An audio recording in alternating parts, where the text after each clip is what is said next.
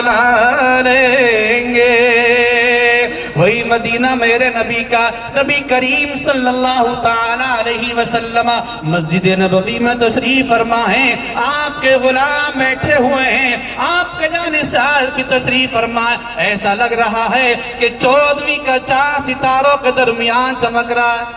سبحان اللہ. بے شک نبی محفل میں بیٹھے ہیں, 14ویں کا چاند ستاروں کے درمیان چمک رہا ہے.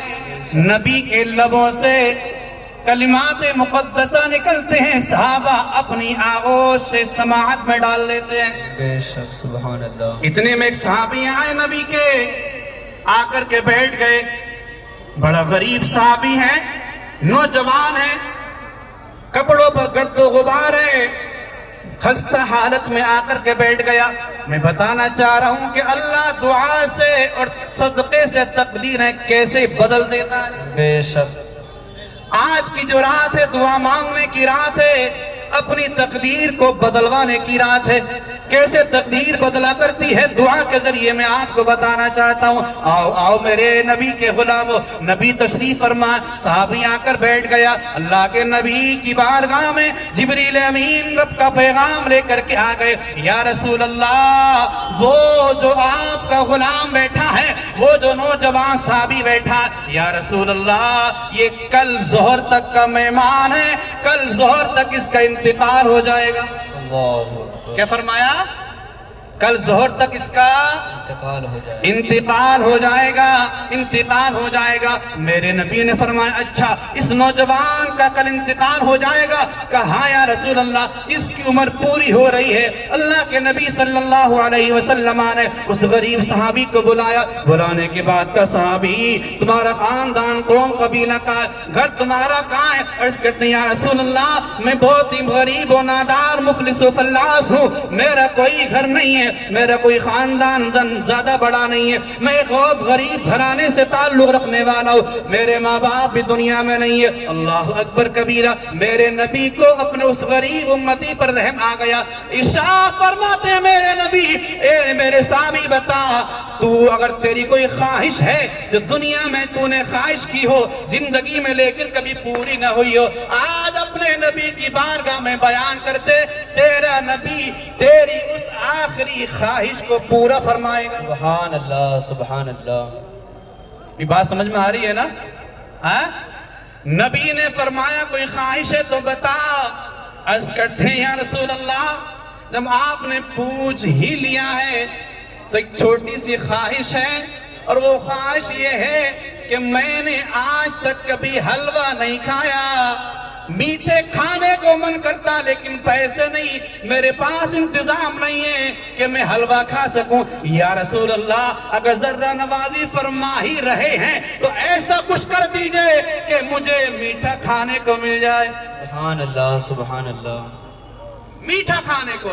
میں نبی نے فرمایا عثمان, عرض کیا رسول اللہ حاضر ہو. فرمایا جاؤ اپنے گھر جاؤ اور جا کر کے ایسا حلوہ تیار کرا کے لے کر آؤ جو آج تک تم نے تیار نہ کیا ہو.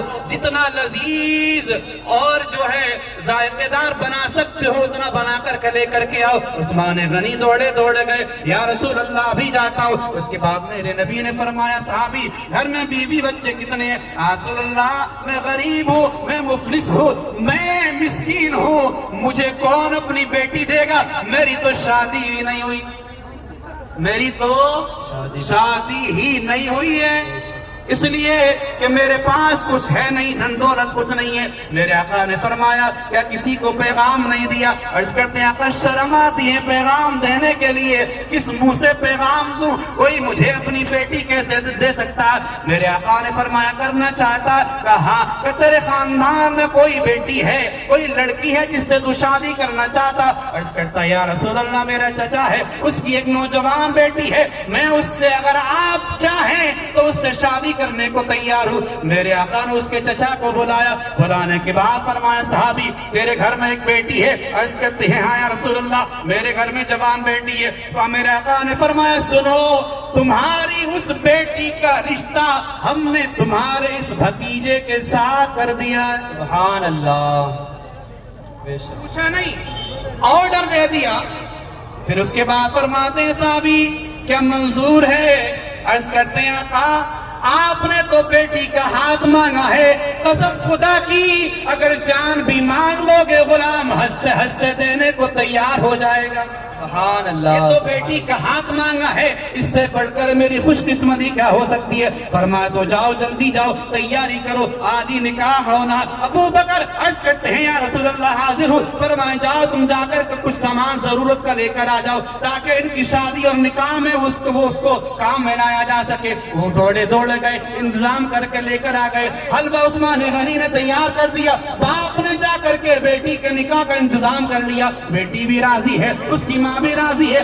مصطفیٰ نے آرڈر دیا ہے، مصطفیٰ کے حکم پر یہ نکاح ہو رہا۔ ارے لوگوں کو قربان جاؤ ان کی قسمت پر، کسی کی بیٹی کا نکاح کا رشتہ جو ہے کسی کا باپ طے کرتا ہے، کسی کی ماں طے کرتی ہے، کسی کا پھوپھا طے کرتا ہے، کسی کا ماما طے کرتا ہے، لیکن بار مقدر کی سکندر بیٹی تیرا رشتہ تو نبیوں کے سلطان نے طے فرما دیا ہے۔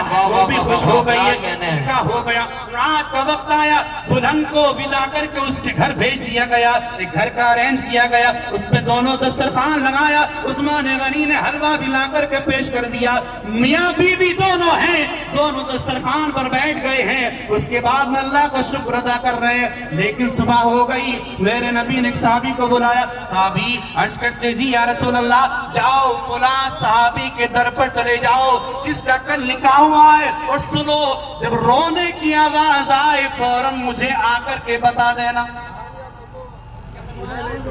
جب رونے کی آواز آئے، کیونکہ نبی کو جبریل بتا کر گئے تھے آقا کل دوپہر تک اس کا انتقال ہو جائے گا، تو صحابی کو بٹھا دیا، جب رونے کی آواز آئے گھر سے مجھے بلا لینا۔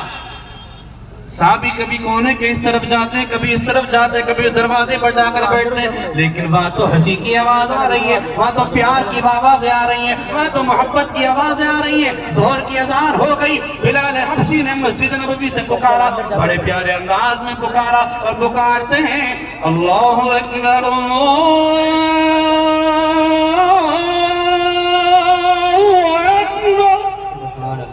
سبحان اللہ مسکرا کر کہہ دو سبحان اللہ۔ بڑا اداس بیٹھو یار۔